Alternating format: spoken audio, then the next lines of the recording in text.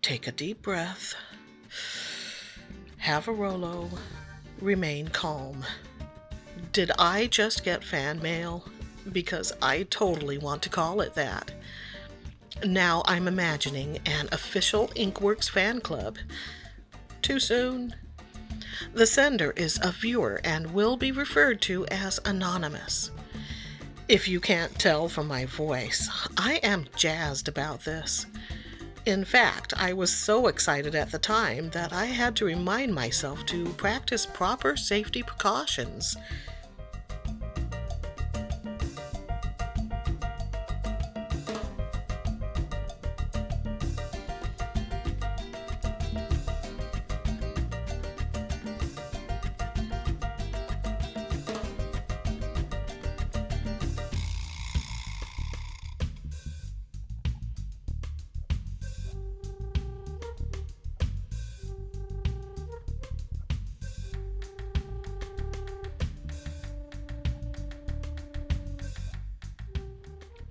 Once the goodies were released, I didn't know what to start with. So, first off, I read the included letter. Not only was it full of info about the package contents, but it was also delightfully written with words of encouragement. It sits now on a display ledge where I place recent and favorite art pieces. I love a good swatch sheet, and I spent quite some time going over this one, because it was filled with great mixing suggestions. Okay, don't freak out, but you're going to see a third hand enter the frame. Producer Mike was present to share in the fun. Yeah, we both got kinda caught up in that color sheet, but we eventually moved on.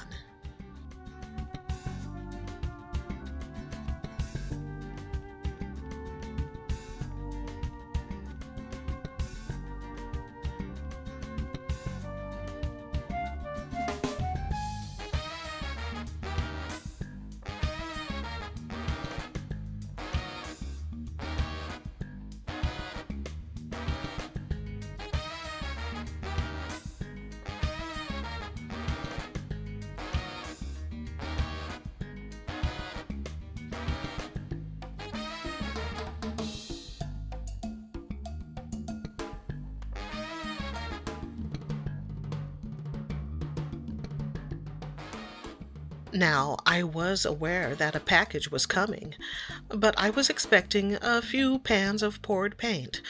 Not all of this. I think many of you watching can totally imagine how thrilling this all was. It was better than receiving something I had ordered, and not just in financial terms, but because it came from someone who was basically saying, I want to share this with you because you get it. Yeah, I know I shouldn't speak for others, but it makes me feel good to think of it that way.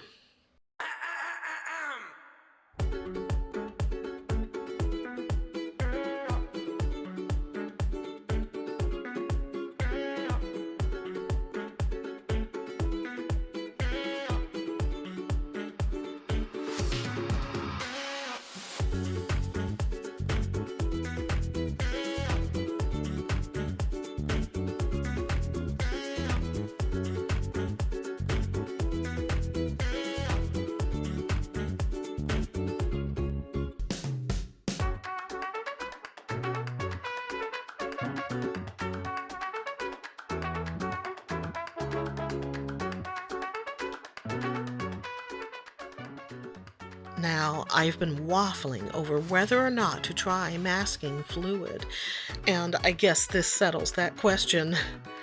There are 2 applicator bottles there that I can use for that sort of medium, so I expect to experiment with masking fluid at some point down the road.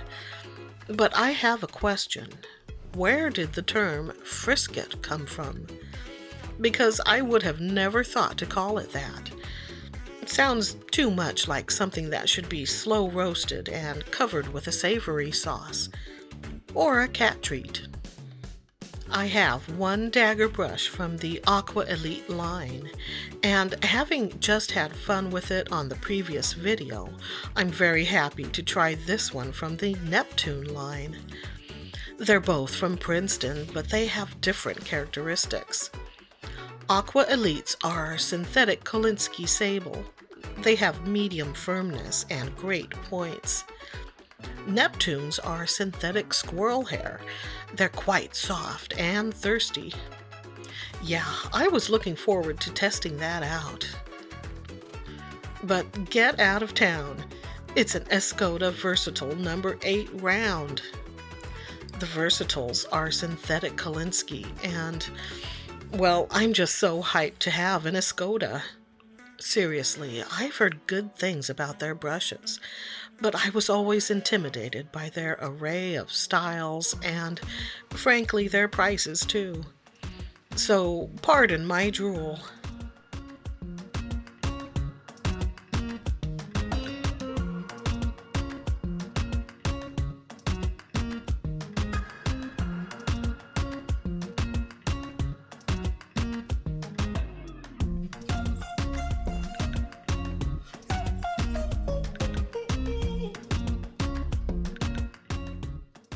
I had only discovered that Winsor & Newton had a line of fine liners back in March when I saw them at the Blick Art Supply store. You can bet I was curious, but I was being a frugal artist and not grabbing everything I wanted. So, yes, fist pumps all around. Especially nice to see it's in sepia and has a 0.1 tip. Because the finest tip in my set of Faber-Castell sepia pens is a 0.3. Yeah, this falls right into my plans to experiment with finer points on my hot-pressed papers. Next are a couple of samples of a product that's meant to be used with color pencils.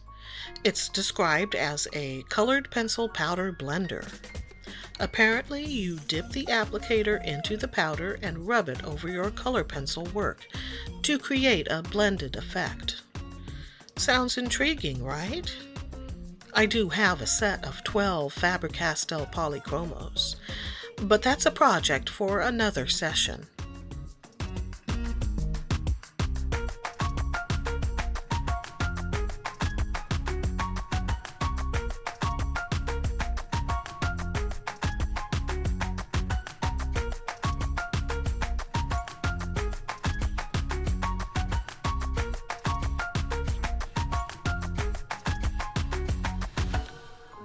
I had popped a couple of the paint pans into my freezer in hopes of firming them up, just enough to peel the paper off cleanly.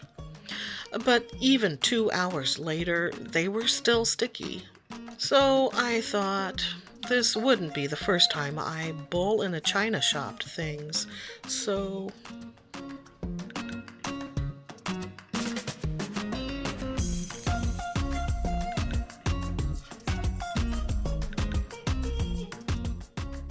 Let the swatchings commence. Using my new fancy Spanish brush, I started off things with gray titanium from Daniel Smith. I don't normally get excited over white pigments, but this PW6 is eye-catching, and it made me want to try mixing with it. Next is Phthalo Turquoise from Vinci. It's PB16, which is a pigment I was surprised to realize I was missing. The other turquoise I have is from M. Graham. That one's a 2-pigment blend of PB15-3 and PG7, and it's not as intense as this turquoise. Gold Ochre from Winsor & Newton, PY42. It's the warmest yellow ochre I've seen. Pyrrol Scarlet from Daniel Smith. This one is PR255, and it's a really vibrant, warm red. Da Vinci Orange, PO73, also known as Pyrrol Orange. The website handprint.com considers this a highly useful and desirable pigment to have. Lastly, we have Hansa Yellow Deep from Daniel Smith. Although I have a couple of HYDs from other brands, I did not have Daniel Smith's. Which means the Hansa Yellow Light I have from them was without its yellow buddy all this time. And why do I find that slightly distressing? Because if I have one Hansa, I like to have another to maintain balance. In my head, at least. Perhaps that's a touch of obsessive-compulsive disorder coming out. If it's possible to have a touch of OCD, that is. Oh, then I went on to play with mixes.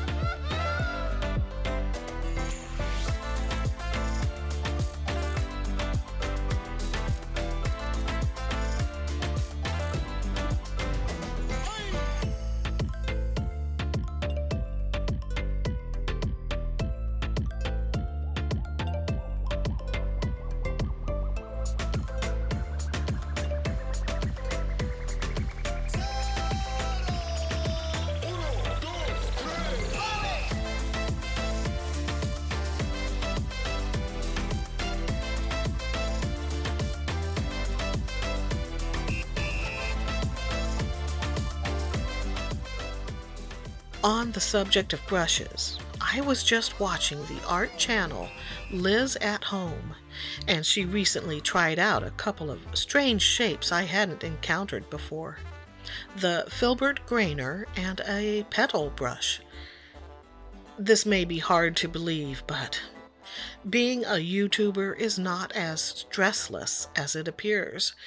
And when I need a break from my own voiceover treadmill, I seek respite in Liz's lovely tones.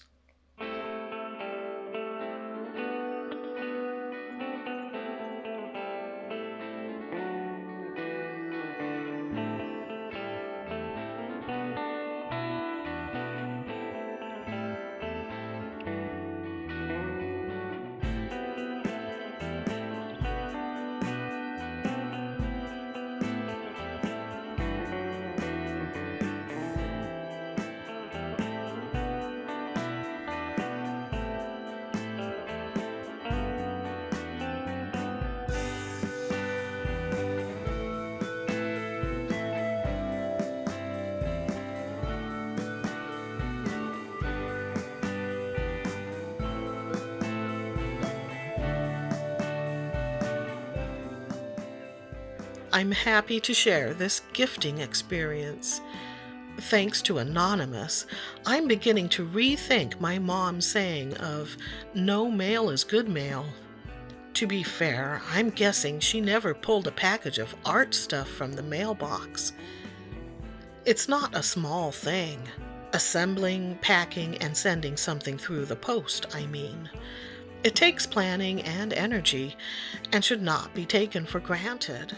So I appreciate being on the receiving end of such efforts. Until next time, maybe cheer up someone you know by sending a little happy mail their way. And stay artsy, my friends.